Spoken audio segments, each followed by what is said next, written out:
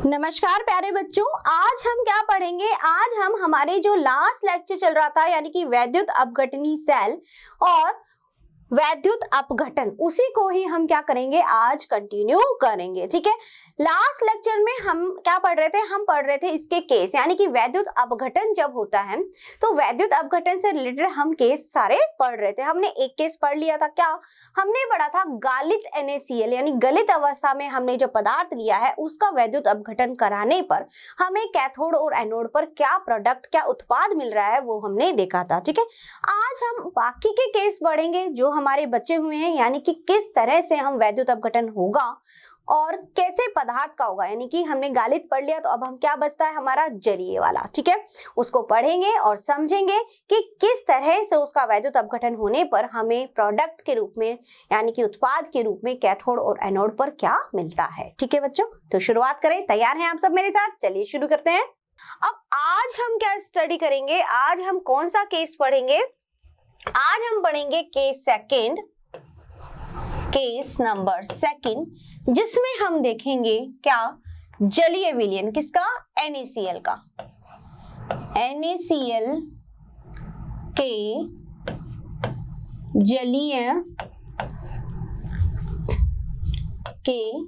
जलीय विलयन का वैद्युत अपघटन। ठीक है, अब इसके साथ में हम इलेक्ट्रोड कैसी लेंगे, अक्रिय। इलेक्ट्रोड हमारी कैसी रहेगी, अक्रिय इलेक्ट्रोड। ठीक है, अब देखो, अब ध्यान से समझना, इसमें हमने क्या लिया, NaCl का जलीय विलयन। ठीक है, फर्स्ट केस में तो हमने NaCl का क्या लिया था, गलित विलयन, यानी कि गलित NaCl लिया था। अब क्या बनाएंगे अब हम बनाएंगे जलीय विलयन। कैसे, अब देखो, यहाँ पर हमने ये पात्र लिया, इस पात्र में से वही ये हमारे इलेक्ट्रोड लगे हुए हैं। ठीक है, यहां से यहां तक धारा प्रवाहित हो रही है। इस पर कौन सा चार्ज आएगा, इस पर आएगा हमारा ये कौन सा है, एनोड। ठीक है, और ये क्या है, कैथोड। ठीक है, अब देखो, एनोड पर यहाँ पर कौन सा चार्ज था, इस पर धनावेश, इस पर क्या था, ऋणावेश। ठीक है, अब यहाँ पे जब हम बात करते हैं NaCl के जलीय विलयन की, तो यहाँ पर मेरे पास में कौन कौन उपस्थित है, मेरे पास यहाँ पर दो चीजें हैं। कौन कौन सी, नंबर एक तो NaCl है। ठीक है, नंबर दो मेरे पास में है वाटर यानी कि जल। ये दोनों चीजें मेरे पास है। इस विलयन में मैंने NaCl को जल में घोल दिया। ठीक है, जलीय विलयन मिल गया। अब मुझे इसका वैद्युत अपघटन करवाना है। इलेक्ट्रोड ये मेरी कैसी है, अक्रिय है। ठीक है, अब होगा क्या कि अब जब हम इसको डालेंगे तो मुझे पता है कि NaCl को हमें तोड़ना ही तो है। तो NaCl जब इसमें पानी में मिलेगी तो क्या हुआ, NaCl तो टूटेगी ही आयनों में, साथ के साथ H2O भी टूटेगा। कैसे, यानी मेरे पास मिलेगा Na+ Cl- और एक तरफ मिलेगा H+ OH-। समझ गए? तो इस तरह से मेरे पास में यहाँ पर जलीय विलयन में जब मैंने NaCl डाला तो मेरे पास NaCl भी है आयनों में, और मेरे पास में यहाँ पर वाटर यानी जल भी है जो H+ OH- के रूप में। अब यहाँ पर सोचने वाली बात क्या है, सोचने वाली बात ये है कि हम ये कह रहे हैं कि एनोड पर क्या होता है, एनोड पर होता है ऑक्सीकरण। एनोड पर हमारा क्या होता है, ऑक्सीकरण। ठीक है, ऑक्सीकरण होता है। और कैथोड पर हमारा क्या होता है, अपचयन, यही होता है।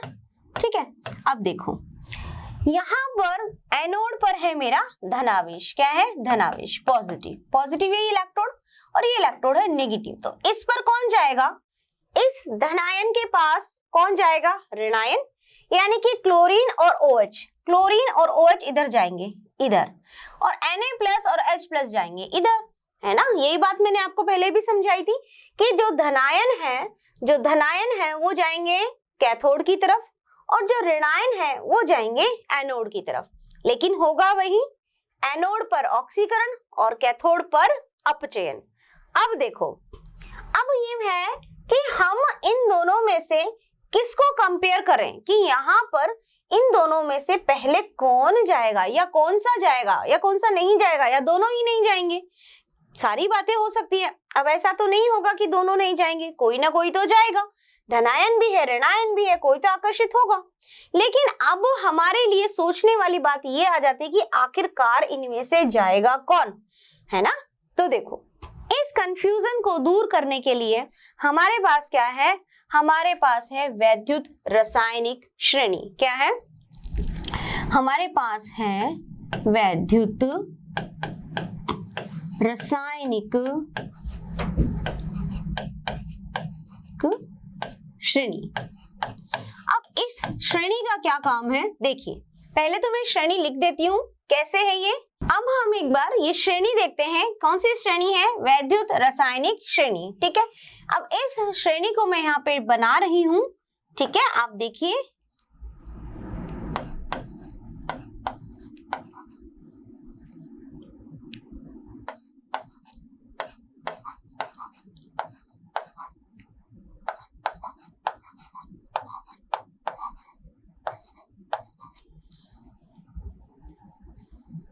इसको मैं आगे कंटिन्यू कर रही हूँ यहाँ पे।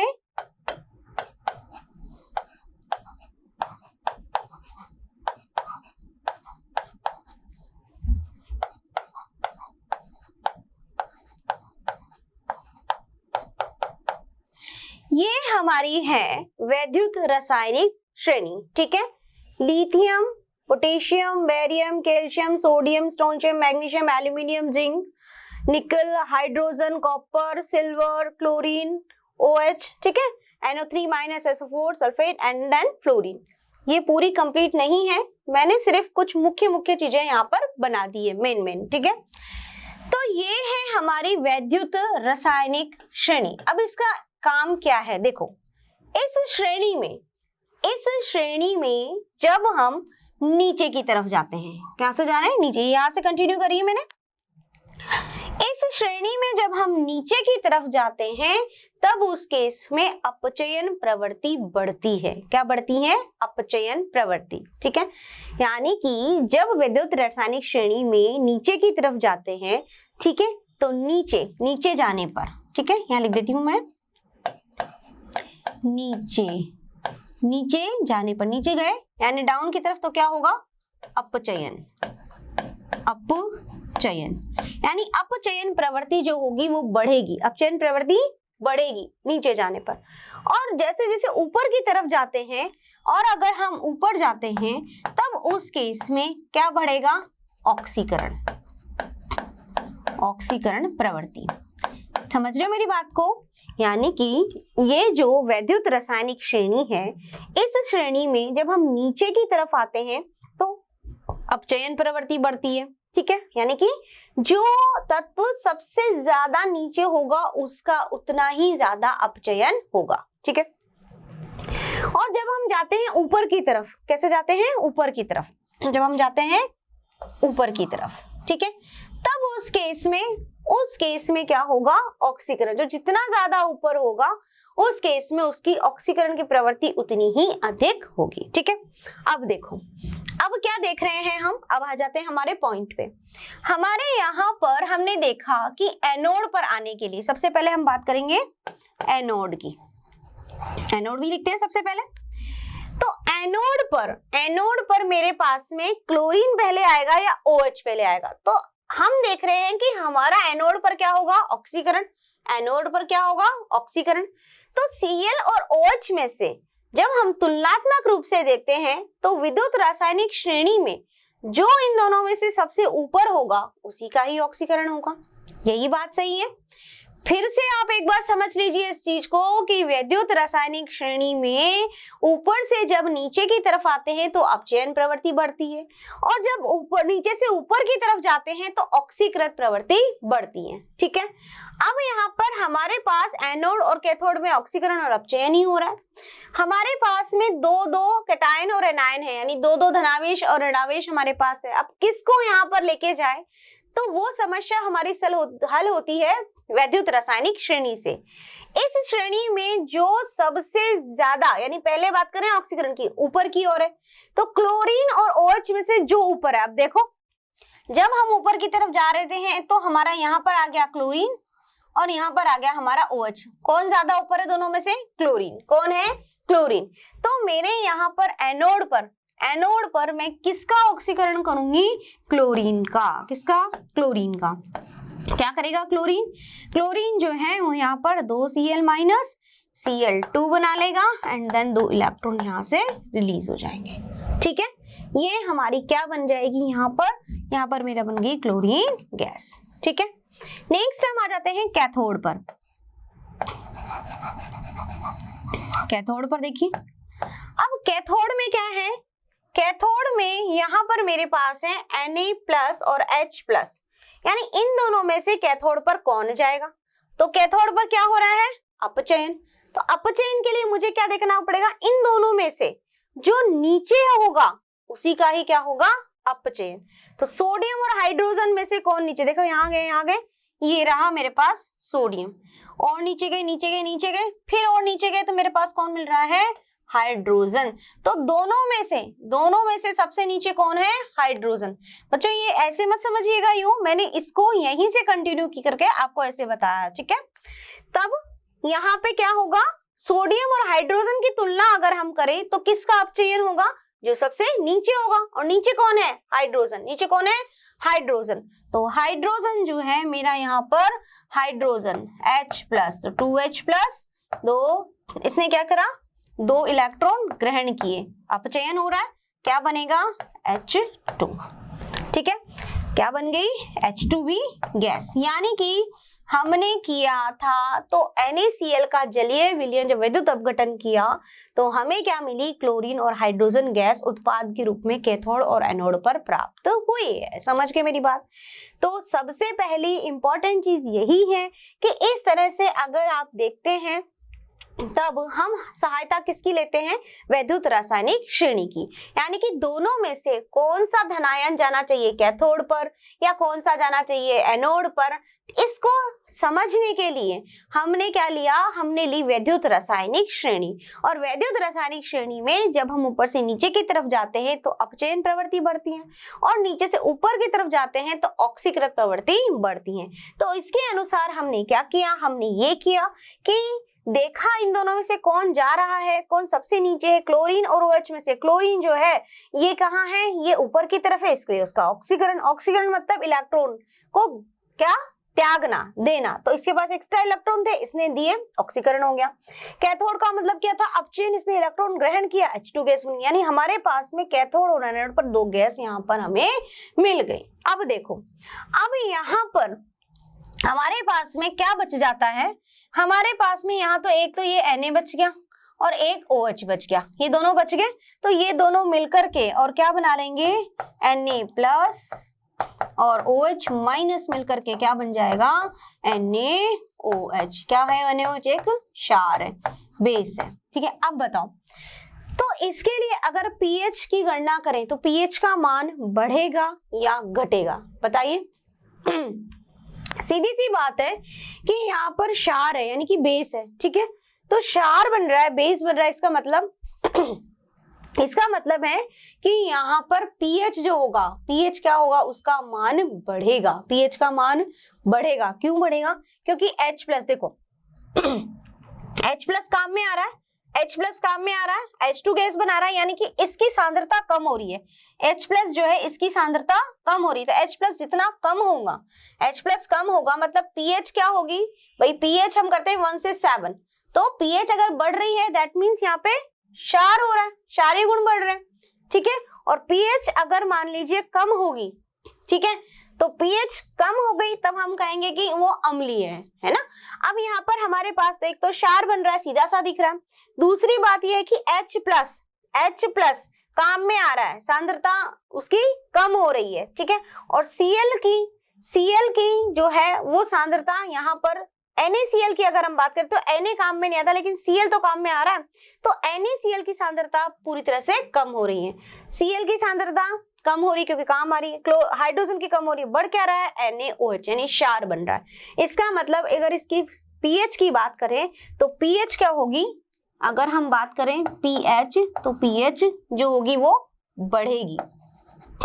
क्यों बढ़ेगी, उसका कारण मैंने आपको बता दिया, क्योंकि क्या बन रहा है क्षार, हाइड्रोजन आयन की सांद्रता क्या हो रही है, कम हो रही है, ठीक है बच्चों। तो ये हमारा था case number second. Case number second, जलीय विलयन हमने NaCl का लिया, इसका वैद्युत अपघटन करवाया, अक्रिय इलेक्ट्रोड पर हमारे पास में कैथोड और एनोड पर ये प्रोडक्ट बन के आए हैं, किसके अनुसार देखेंगे, वैद्युत रासायनिक श्रेणी के अनुसार, ठीक है। तो ये बात हुई हमारे केस सेकंड की। अब बात करेंगे हम हमारे अगले केस थर्ड की, ठीक है। चलिए, तो अगला केस क्या है हमारा, केस नंबर थर्ड की जब हम बात करते हैं, दो केस हमने डिस्कस कर लिए।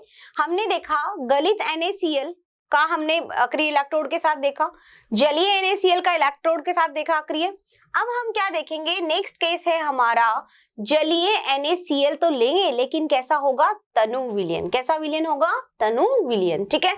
तो हम यहाँ लेंगे NaCl का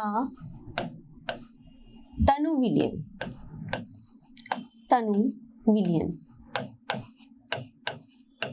ठीक है। NaCl का तनु विलयन और उसके साथ में अक्रिय इलेक्ट्रोड,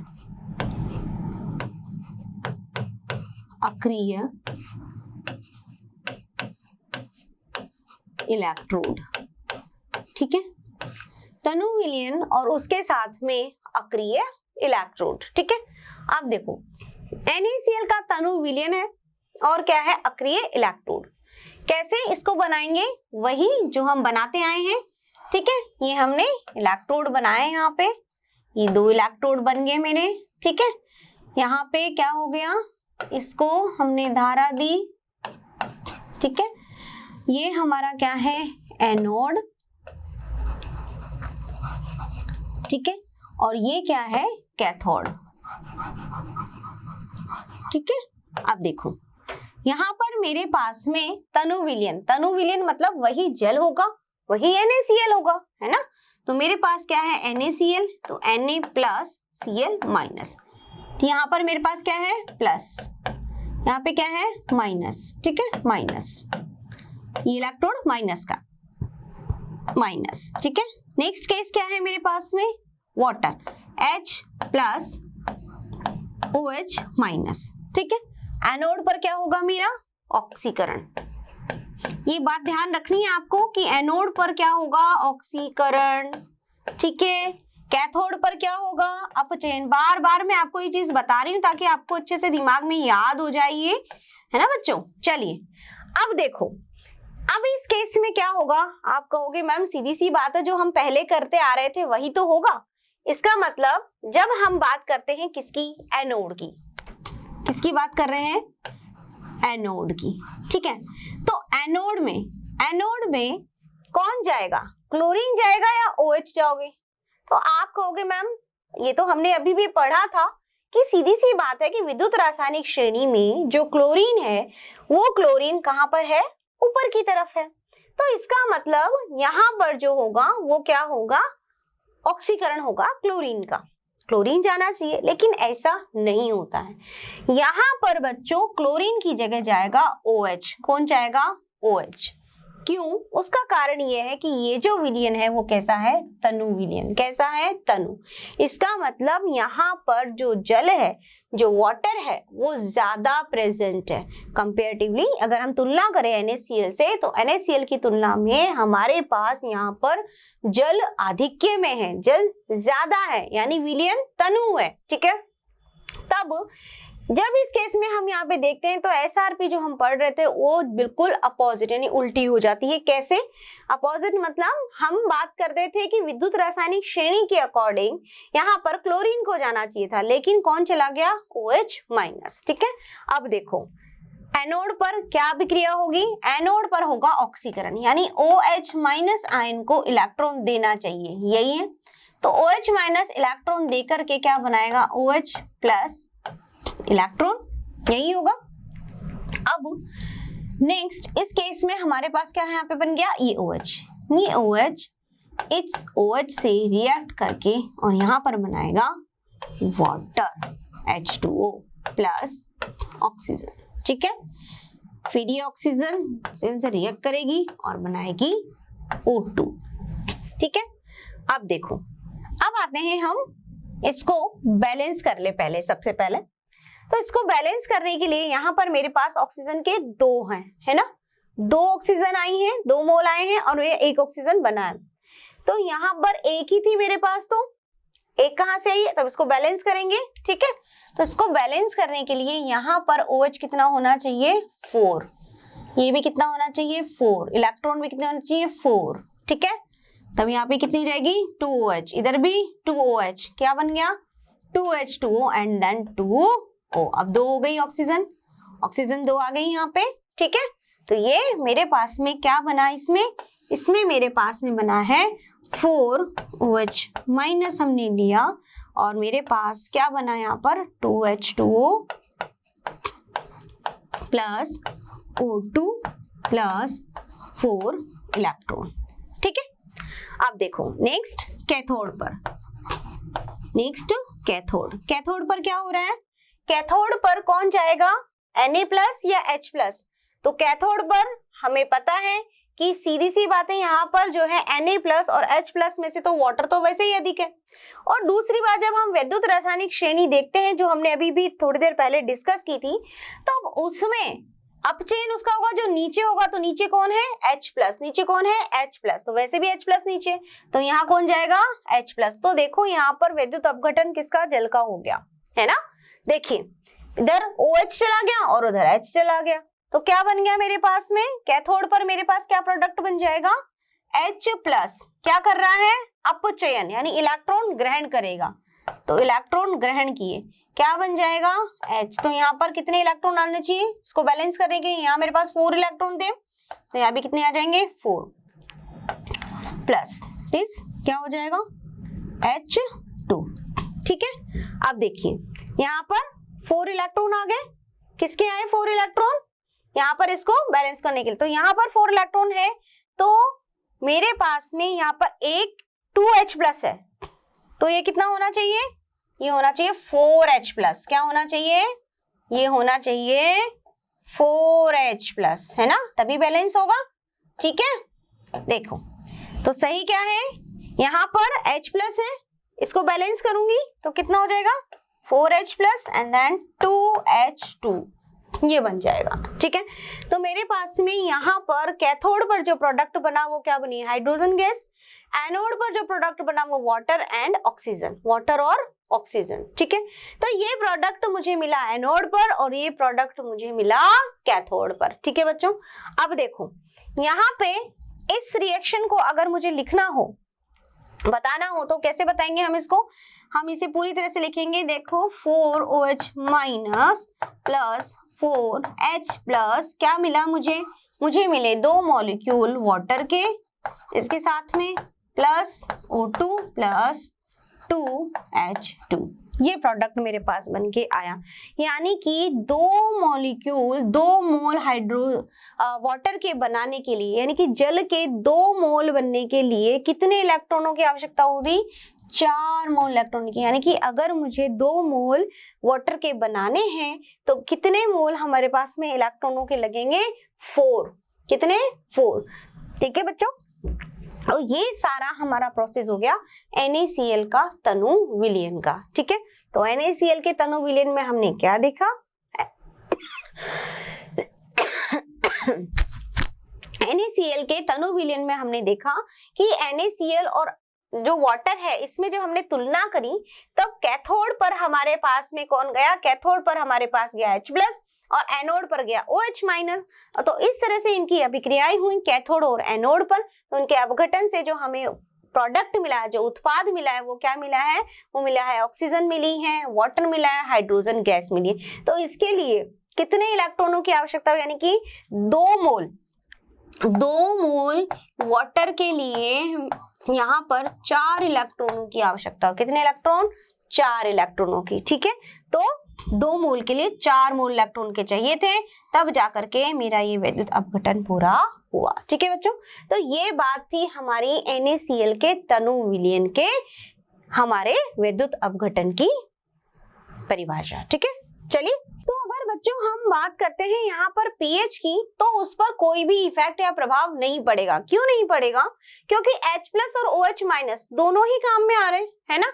तो H+ और OH- में से हम अगर देखें तो ना किसी की सांद्रता ज्यादा है ना कम, तो यहाँ पे दोनों ही काम में आ रहे हैं। तो इस केस में pH पर कोई भी इफेक्ट नहीं पड़ता। ठीक है, क्योंकि इधर H+ जा रहा है, इधर OH- जा रहा है। हमारे पास क्या बन रहा है, हमारे पास बन रहे हैं वाटर मॉलिक्यूल, ऑक्सीजन। ठीक है, तो यहाँ पर जो अगर हम बात करें pH की, तो pH पर कोई भी इफेक्ट नहीं होगा। ठीक है, चलिए अब हम बात करते हैं किसकी, अब हम बात करते हैं हमारे नेक्स्ट और हमारे लास्ट केस की, वो भी बहुत इंपॉर्टेंट है, केस नंबर 4। ठीक है, अब देखते हैं केस नंबर 4। ठीक है, केस नंबर 4 कैसे होगा, केस नंबर 4 में हमने क्या लिया, वही जलीय विलयन NaCl का। ठीक है, वही NaCl का जलीय विलयन। अब आप कहोगे मैम इसमें अलग क्या है ना, NaCl का जलीय विलयन, NaCl के जलीय विलयन के साथ में यहां पर लिया जाएगा सक्रिय इलेक्ट्रोड। कैसा इलेक्ट्रोड, सक्रिय। अब तक तो हम अक्रिय इलेक्ट्रोड ले रहे थे, अब हमने क्या ले लिया, सक्रिय इलेक्ट्रोड। सक्रिय इलेक्ट्रोड में हमने क्या ले लिया, सिल्वर, Ag। ठीक है, तो अब इस तरह का जब विलयन बनाएंगे तब क्या होगा, यानी इसका हमें वैद्युत अपघटन कराना है। क्या कराना है, वैद्युत अपघटन। तो NaCl का जलीय विलयन, ठीक है, का वैद्युत अपघटन, यही पढ़ रहे थे हम, इनका वैद्युत अपघटन ही करवा रहे। ठीक है, तो हमें ये देखना है कि फाइनली कैथोड और एनोड पर हमें प्रोडक्ट क्या मिल रहा है, उस चीज को हमें यहाँ पे एनालाइज करना है। ठीक है, चलिए, फर्स्ट है NaCl का जलीय विलयन प्लस सक्रिय इलेक्ट्रोड यानी कि Ag। अब देखते हैं इधर क्या देखते हैं, देखो अगर हमने यहाँ पर क्या लिया है, ये जो इलेक्ट्रोड है, ये इलेक्ट्रोड हमने किसकी ली है भैया, Ag की। किसकी है ये, Ag, सिल्वर की। ठीक है, यहाँ हमने धारा वाहित कर दी, ये हमारे लिए कर रहा है किसका काम, एनोड का, और वो हमारे लिए किसका काम कर रहा है, कैथोड का। ठीक है, ये केस हमारे पास है। अब इसमें हमारे पास क्या है, जलीय विलयन NaCl का, तो Na+Cl- हमारे पास है। इसके साथ हमारे पास क्या है, H+ OH- भी हमारे पास है। ठीक है, अब इंपॉर्टेंट चीज क्या है, इंपॉर्टेंट बात ये है कि हमारा ये Ag सिल्वर क्या है, ये एक्टिव है, सक्रिय है। क्या करेगा, ये इलेक्ट्रॉन देकर के क्या बना लेगा, Ag+। क्या बना लेगा, Ag+। यहाँ क्या आ गया, इलेक्ट्रॉन। ठीक है, यानी कि यहाँ पर क्या आ गए हैं, यहाँ पर इलेक्ट्रॉन आ गए हैं, और विलयन में क्या आ गया है, विलयन में आ गया है Ag+। विलयन में क्या आ गया है, Ag+। तो अब यहाँ पर कैथोड पर जाने वाले, कैथोड पर कौन जाएगा, धनायन, क्योंकि इस पे क्या है, नेगेटिव चार्ज, और इस पर क्या है, पॉजिटिव। ठीक है, तो यहाँ पर जाने के लिए अब 3 मेंबर हो गए हैं, यानी कि कैथोड पर और एनोड पर, दोनों पर ही बात होगी। पहले हम बात करते हैं एनोड की, फिर हम बात करते हैं कैथोड की। ठीक है, तो एनोड पर जाने के लिए यहाँ पर कौन है, एनोड पर जाने के लिए भी यहाँ पर मेरे पास में है Ag, Cl और OH। कैसे, देखो ये ऐसे है बच्चों कि इसने अपना इलेक्ट्रॉन दिया, ठीक है, इलेक्ट्रॉन दिया, Ag ने इलेक्ट्रॉन दिया, यहाँ पर धनावेश बना, ठीक है। अब ये इलेक्ट्रॉन यूं घूमेगा, इधर आएगा, फिर ये Ag इस इलेक्ट्रॉन को लेगा, ठीक है। तो यहाँ पर मेरे पास में एनोड और कैथोड सब में दौड़ मची हुई है कि कौन जाएगा एनोड और कैथोड पर।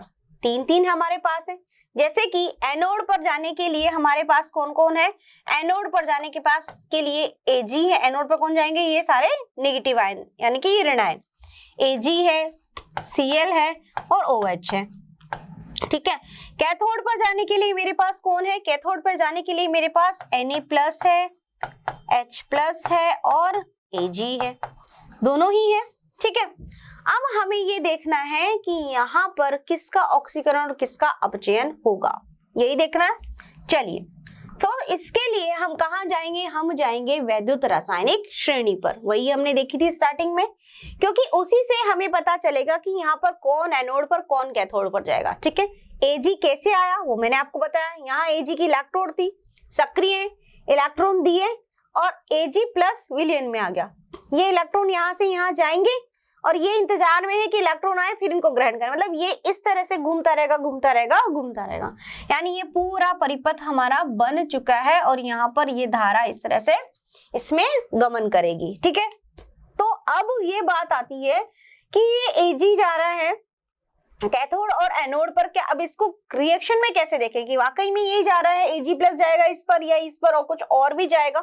तो हम बात करते हैं वैद्युत रासायनिक श्रेणी की। वैद्युत रासायनिक श्रेणी में देखा था पहले लिथियम, पोटेशियम,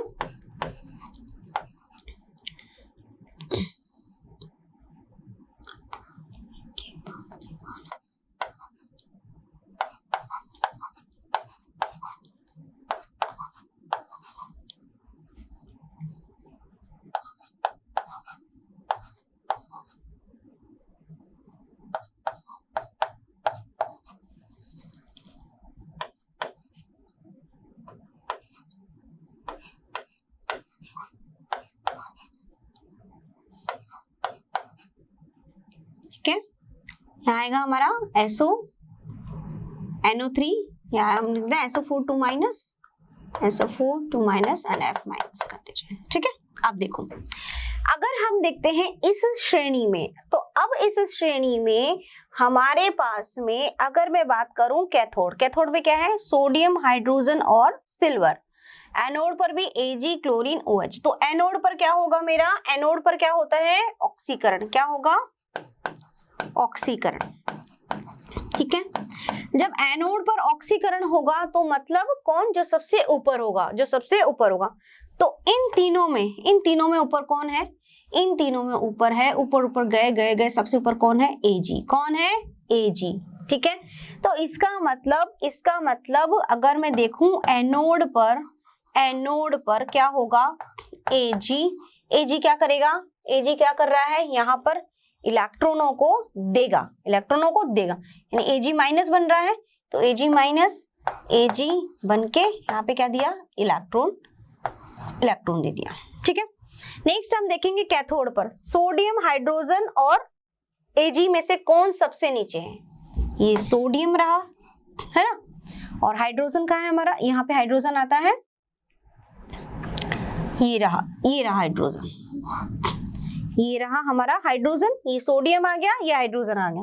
अब सबसे नीचे कौन है, सोडियम, हाइड्रोजन, Ag आ रहा है, यानी कि दोनों ही केस में हमारे पास सिल्वर, चाहे हम देखें इधर से चाहे इधर, दोनों ही केस में हमारे पास में ऑक्सीकरण अपचयन किसका हो रहा है, Ag, यानी सिल्वर का। तो कैथोड पर क्या हो रहा है, कैथोड पर क्या बनना हो रहा है मेरा, Ag+ इलेक्ट्रॉन लेकर के और क्या बना रहा है, Ag, ठीक है। यही प्रोसेस हो रहा है, यहाँ पर Ag+ इलेक्ट्रॉन दे रहा है, फिर उसके बाद में प्लस में बन रहा है और यहाँ इलेक्ट्रॉन का वेट कर रहा है, ठीक है। तो इस तरह से Ag+ कहाँ आ गया, इस विलयन में आ गया, ठीक है। और ये Ag यहाँ पर है ही, तो हमारे पास में हमने देखा कि कैथोड और एनोड दोनों पर ही, कैथोड और एनोड दोनों पर ही किसका ऑक्सीकरण अपचयन हो रहा है? Ag का, सिल्वर का। इसके लिए हमने क्या देखी? हमने देखी ये विद्युत रासायनिक श्रेणी, और इस श्रेणी के अनुसार जब हम नीचे की तरफ जाते हैं तो अपचयन प्रवृत्ति बढ़ती है और ऊपर की तरफ जाते हैं तो ऑक्सीकरण प्रवृत्ति बढ़ती है। यही हमने देखा और समझा। तो इस प्रकार से वैद्युत अपघटन करने पर हमें दोनों ही तरफ से क्या मिल रही है? Ag मिल रही है। ठीक है बच्चों, तो ये बात हुई हमारी किसकी? ये बात हुई हमारे वैद्युत अपघटनीय सेल की। ठीक है, तो ये तो बातें थी हमारे सारे वैद्युत अपघटन की, यानी कि हमने सारे केस पढ़ लिए, समझ लिए कि किस तरह से अलग अलग अवस्थाओं में हमने लिया है ना। क्या NaCl का ही हमने एग्जाम्पल पढ़ा, गलित में, जलीय में, सक्रिय इलेक्ट्रोड के साथ, अक्रिय इलेक्ट्रोड के साथ में। अब देखो, हमने ये देखा कि कैथोड और एनोड पर अलग अलग तरह के हमें प्रोडक्ट या उत्पाद मिल रहे थे। ठीक है, अब ये उत्पाद कैसे हमें मिल रहे थे? विद्युत अपघटन से। लेकिन इनकी मात्रा किस पर निर्भर करती है? कैसे हमें प्रोडक्ट मिलना चाहिए? ज्यादा मिलना चाहिए, कम मिलना चाहिए, या ज्यादा मिलेगा तो क्यों मिलेगा, उसका क्या कारण है? तो ये सब जानने और समझने के लिए हम क्या पढ़ेंगे बच्चों? हम पढ़ेंगे बहुत ही इंपॉर्टेंट, और वो है फैराडे के वैद्युत अपघटन के नियम। ठीक है, क्या कहता है फैराडे का विद्युत अपघटन का नियम? देखिए, यह नियम कहता है कि विद्युत धारा द्वारा वैद्युत अपघटन में रासायनिक विघटन की मात्रा वैद्युत अपघट्य में प्रवाहित विद्युत धारा की मात्रा के समानुपाती होती है। क्या मतलब हुआ इसका? देखिए, हमने क्या देखा था? हमने देखा था भाई, हमने एक पात्र लिया, ठीक है, और इस पात्र में हमने एक तरफ लगाया था एनोड और एक तरफ लगाया कैथोड। ये विलयन है हमारा जो भी है, ठीक है, ये क्या है? एनोड, ठीक है, और ये क्या है? कैथोड। ठीक है, अब देखो, यह कहता है, यहां से हमने क्या दी? ये भी देखते हैं, धारा। अब हमारा जो विलयन है, हमने जब वैद्युत अपघटन कराया तो यहाँ पर सॉलिड में, यहाँ पर क्या होगा? जो भी पदार्थ है वो सॉलिड अवस्था में यहाँ पे मुझे मिल जाएगा। यानी प्रोडक्ट हमारा कैथोड और एनोड पर जो जमा हो रहा है वो किस अवस्था में हो रहा है? सॉलिड, यानी कि ठोस में। ठीक है, अब ये कह रहा है कि जो भी या तो ठोस के रूप में या सॉलिड के रूप में, या यहाँ पर गैस बन के जो निकल गई है, यहाँ से जो गैस रिलीज हुई है, वो सभी बातें हम पढ़ रहे हैं। तो यह कह रहा है कि यह डिपेंड करता है कि आप कितनी धारा दे रहे हो, कितनी धारा दे रहे हो। यानी कि जितना ज्यादा हम इसमें विद्युत देंगे, जितना ज्यादा इसमें धारा प्रवाहित होगी या विद्युत प्रवाहित होगी, इसमें कैथोड और एनोड पर बनने वाला जो उत्पाद है वो उसके समानुपाती होगा। यानी कि जितनी ज्यादा हम धारा देंगे, जितना ज्यादा हम विद्युत देंगे, उस केस में वैद्युत अपघटन में मिलने वाला कैथोड और एनोड पर जो भी उत्पाद मिलेगा, जो प्रोडक्ट मिलेगा, वो उसके समानुपाती होगा। समझ में आ गया? यानी कि मात्रा क्या हुई? m। मान लीजिए m क्या हुआ? जो पदार्थ हमें मिल रहा है उसका द्रव्यमान में, यानी कि हमें जो मात्रा मिल रही है वो m मिल रही, तो वो किसके समानुपाती हुई? वो समानुपाती हुई हमारे आवेश के। किसके समानुपाती हुई? आवेश के। जितना ज्यादा आवेश देंगे, इलेक्ट्रॉन यहां से यहां जा रहे हैं, है ना, हमने यही देखा था। तो जितना ज्यादा धारा, जितना आवेश प्रवाहित होगा, उस केस में जो उत्पाद मिलेगा वो इसके समानुपाती होगा। यानी कि जितनी ज्यादा धारा देंगे, जितना विद्युत प्रवाहित होगा, उतना ही ज्यादा हमें प्रोडक्ट या उत्पाद मिलेगा। ये बताया फैराडे के प्रथम नियम ने। ठीक है, अब देखो, विद्युत धारा द्वारा वैद्युत अपघटन में रासायनिक विघटन हुआ, पदार्थ मिला, तो वैद्युत अपघटन प्रवाहित धारा की मात्रा, धारा की जो भी मात्रा किसमें? आवेश में, तो वो इसके समानुपाती होगी। समझ में आ गया? तो ये हमारा है फैराडे का प्रथम नियम। ठीक है, अब देखो दूसरा नियम अभी हम इसका देखेंगे। क्या है इसका दूसरा नियम? देखिए, दूसरा नियम इसका ये कहता है, वैद्युत अपघट्य का विभिन्न वैद्युत अपघटनी विलयनों में विद्युत की समान मात्रा प्रवाहित करने पर मुक्त विभिन्न पदार्थों की मात्राएं उनके रासायनिक तुल्यांकी द्रव्यमान के समानुपाती होती है। कैसे? देखो, इसको समझते हैं। हमने कहा कि जो धारा, हमने क्या, फैराडे ने कहा कि जो धारा प्रवाहित हो रही है, यानी कि जो भी उत्पाद मिल रहा है, जो प्रोडक्ट मिल रहा है कैथोड एनोड पर, वो डिपेंड कर रहा है कि आप कितनी ज्यादा उसमें धारा प्रवाहित करो, कितना आवेश उसमें दे रहे हो। ठीक है, तो हमने क्या देखा कि m समानुपाती है q के। ठीक है, अब m को बराबर करेंगे तो क्या हो जाएगा, zq। क्या हो जाएगा, zq। और z क्या है यहाँ पे, z है यहाँ पे वैद्युत रासायनिक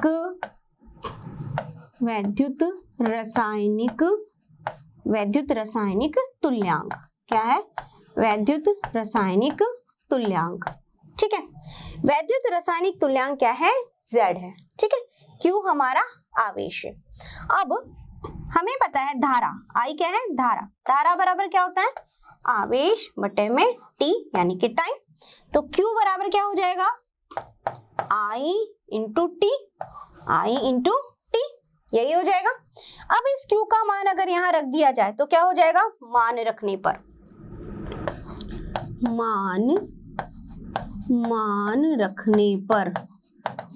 पर क्या हो जाएगा ये बच्चों, मान रखने पर हो जाएगा m बराबर क्या हो जाएगा, z I और t। ठीक है, z I t। एक तो ये ध्यान रखना है आपको। ठीक है, दूसरी बात, z कैसे निकालेंगे, z बराबर निकाला जाता है E अपॉन F से। E क्या है, E है तुल्यांकी भार, ठीक है, और F हमें पता ही है फैराडे यानी कि एक मोल इलेक्ट्रॉन का आवेश। एक मोल इलेक्ट्रॉन का आवेश कितना होता है, 1 फैराडे। ठीक है, जो कि हम पहले कैलकुलेट कर चुके हैं 96500, जिसकी वैल्यू रहती है। अब देखो Z बराबर क्या है, E अपॉन F। E क्या है, तुल्यांकी भार, और E कैसे निकालते हैं, E निकालने का फॉर्मूला क्या है, मोलर द्रव्यमान बटे में x का मतलब क्या है, x का मतलब है स्थानांतरित इलेक्ट्रॉनों की संख्या। कितने इलेक्ट्रॉन स्थानांतरित हो रहे हैं उसकी संख्या क्या है, x। ठीक है, तो यहाँ पर जब हम ये सारे मान यहाँ रख देंगे किसमें, m बराबर z q में, तो क्या हो जाएगा, ये हो जाएगा m बराबर z क्या है, E upon F into I into T, ये हो जाएगा। ठीक है, तो हमें ये बातें ध्यान रखनी है। फॉर्मूला हमारे पास में है, ठीक है, वैल्यू रख दीजिए, क्वेश्चन आएगा, आंसर निकाल लीजिए। अब कहोगे मैम ये इसका मतलब क्या है, यहाँ तो इसका मीनिंग निकला ही नहीं है। यहाँ तो ये कह रहा है कि विभिन्न विद्युत अपघटनीय विलयनों में, ये कह रहा है अलग अलग विद्युत अपघटनीय विलयन ले लिए। ठीक है, इसमें अगर विद्युत की मात्रा सब में समान हो, विद्युत की जो मात्रा हमने प्रवाहित करी है वो समान हो, तो जो पदार्थ मिलेंगे वो उनके रासायनिक तुल्यांक के समानुपाती होंगे, ये बात कहता है। अब इसको कैसे देखेंगे वो देखिए। यहाँ तक तो हमने क्या निकाला, हमने ये निकाला कि अगर इस तरह से आपके पास में प्रश्न में आ जाता है तो हम इसको कैसे सॉल्व करेंगे। m समानुपाती होता है q के, यानी आवेश के। m हमने इसको बराबर इक्वल किया तो zq, z है हमारा वैद्युत रासायनिक तुल्यांक। ठीक है, अब देखो क्योंकि तुल्यांक तो हमें निकालना ना, इसकी बात कर रहा है हमें, इसलिए हमने ये सारी चीजें निकाली है। अब I धारा, I क्या है हमारी, I क्या है, धारा है ना। तो धारा बराबर Q अपॉन T, टाइम, वे जितनी देर तक जितना आवेश प्रवाहित करेंगे वही धारा है।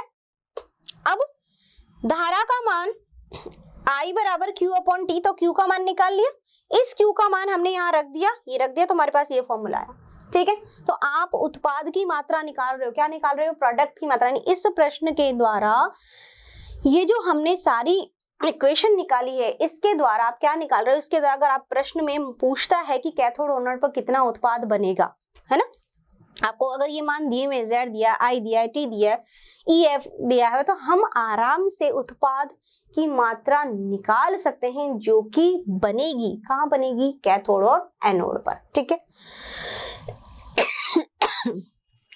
अब बात कहाँ आती है हमारी, बात आती है इसके द्वितीय नियम पर। ठीक है, अब द्वितीय नियम के अनुसार हमने क्या किया, यहाँ पर M ये कह रहा है M समानुपाती है Q के। ठीक है, दूसरा नियम देख रहे हैं हम फैराडे का। यहाँ पर अगर ये कहता है कि अलग अलग विद्युत अपघटनी विलयन है, बहुत सारे विद्युत, लेकिन अगर उन सब में समान मात्रा धारा की प्रवाहित की जाए तो जो भी प्रोडक्ट बनेगा वो उसके तुल्यांकी के बनाने की, वो उसके तुल्यांकी भार, जो भी पदार्थ है उसके रासायनिक तुल्यांक के बराबर होगा, यही बात बोल रहा है। ठीक है, अब कैसे होगा वो देखिए, वो ऐसे होगा M बराबर ZQ, यही हमने निकाला था। यदि Q बराबर 1F हो, Q बराबर क्या हो, 1 ऑफ, यानी कि Q का मान अगर है 1 फैराडे, Q का मान क्या है 1 फैराडे, इतनी हमें धारा दी है, तब M बराबर Z का मान क्या है E/F। ठीक है, गुणा क्या हो जाएगा F कट गया, क्या बन गया यहाँ पर, तो जो बात फैराडे ने कही थी सही हो गई, हुई कि नहीं हुई। अलग अलग तरह के वैद्युत अपघटनीय पदार्थों में समान धारा प्रवाहित करने पर एक ही तरह की धारा सब में 1 फैराडे, तो जो भी प्रोडक्ट मिलेगा वो उसके तुल्यांकी भार के बराबर होगा, यानी जो भी प्रोडक्ट मिलेगा वो उस पदार्थ के तुल्यांकी भार के बराबर, यानी जो भी हमें तुल्यांकी भार मिला हुआ होगा प्रश्न में वो ही उसका उत्पाद बनेगा, वही प्रोडक्ट बनेगा अगर धारा क्या हो 1 फैराडे। ठीक है, समझ में आ गई मेरी बात।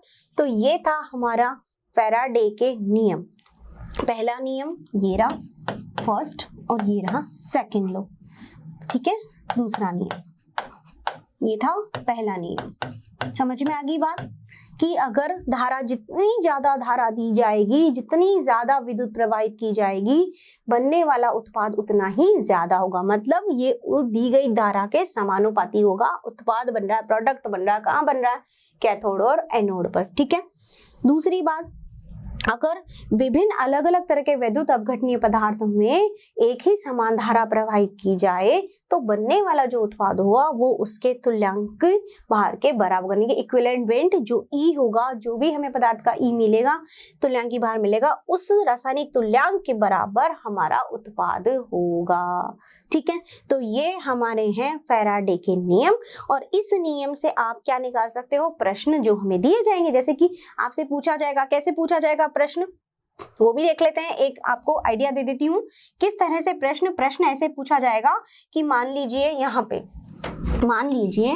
पे हमने कैथोड लगा दिया, ठीक है, ये एनोड हमने लगा दिया, ठीक है, यहाँ पे आपका कॉपर सल्फेट या CuSO4 का विलयन यहाँ पे डाल दिया, तो आपसे पूछा जा रहा है धारा, हम जो है मान लीजिए 6 एम्पियर धारा दी जा रही है, कितना, 1 घंटे तक, 1 आवर तक हमको टाइमिंग दिया हुआ है। ठीक है, यहाँ पे धारा प्रवाहित, तो आपको पूछा जाता है यहाँ पर कॉपर की मात्रा कितनी होगी, और जबकि हमें कॉपर का E जो है, E वो है जो वो गिवन है, गिवन है यानी कि दिया हुआ है।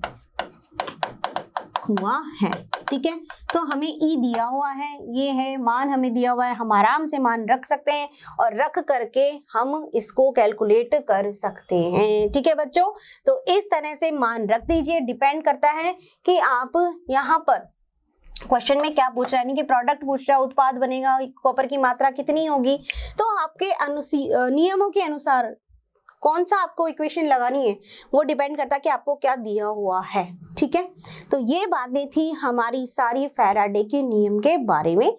तो फैराडे के दोनों नियम हमने पढ़ लिए और इन नियम के अनुसार हम आराम से प्रश्न हल कर सकते हैं। ठीक है बच्चों, तो जो क्वेश्चन है वो आपको DPP में मिल ही जाएंगे, मोशन लर्निंग ऐप डाउनलोड करेंगे तो वहां पे आपको सारे प्रश्न इससे रिलेटेड मिल जाएंगे। ठीक है बच्चों, तो ये सारी बातें थी हमारी किसकी, ये हमारी बातें थी आज की वैद्युत अपघटन की, यानी हमने देखा कि किस तरह से जो पदार्थ है वो टूटता है, वियोजित होता है तो हम क्या कहते हैं भाई, वैद्युत अपघटनीय पदार्थ है, अपघटन हो रहा है, ठीक है।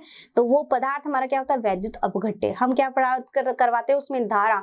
तो हमने अलग अलग तरह के पदार्थ लिए, हमने गलित अवस्था में लिया, हमने जलीय अवस्था में लिया, हमने सक्रिय इलेक्ट्रोड लिया, हमने अक्रिय इलेक्ट्रोड लिया और देखा कि कैथोड और एनोड पर अलग अलग तरह के उत्पाद या प्रोडक्ट बन रहे हैं। अब ये निर्भर किस पे करते कि कितना उत्पाद बनेगा, ये हमने फैराडे के नियम से देखा। फैराडे के नियम से हमने देखा कि कैथोड और एनोड पर बनने वाला प्रोडक्ट डिपेंड करता है उसकी धारा पर, कितनी धारा उसको दी जा रही है। तो जितनी धारा देंगे वो उसके उतना समानुपाती होगा, ठीक है। दूसरी बात फैराडे ने क्या कहा, फैराडे ने ये कहा कि अलग अलग पदार्थों के विद्युत अपघटनी मिलन में अगर समान धारा प्रवाहित की जाए तो बनने वाला जो उत्पाद होगा, जो प्रोडक्ट होगा, वो उसके तुल्यांकी भार के बराबर होगा। जो भी पदार्थ हमने लिया उसके तुल्यांकी भार जो हमें गिवन होगा उसके यानी कि m बराबर E, ठीक है। तो ये सारी बातें थी हमारे आज के वैद्युत अपघटन की। इसके साथ में हमारा वैद्युत अपघटनीय सेल खत्म हो गया, ठीक है। अब अगले लेक्चर में हम क्या पढ़ेंगे वो आप आगे ही जानेंगे, ठीक है बच्चों। तो आज के लिए इतना ही, धन्यवाद। आशा करता हूं हमारे टॉप एजुकेटर का यह लेक्चर आपको पसंद आया होगा। अगर पसंद आया है तो वीडियो को लाइक करिए, चैनल को सब्सक्राइब करिए और शेयर भी करिए, क्योंकि ज्ञान बांटने से बढ़ता है और सही बताऊं तो पुण्य भी मिलता है। मुझे सुनने के लिए बहुत बहुत धन्यवाद। Thank you.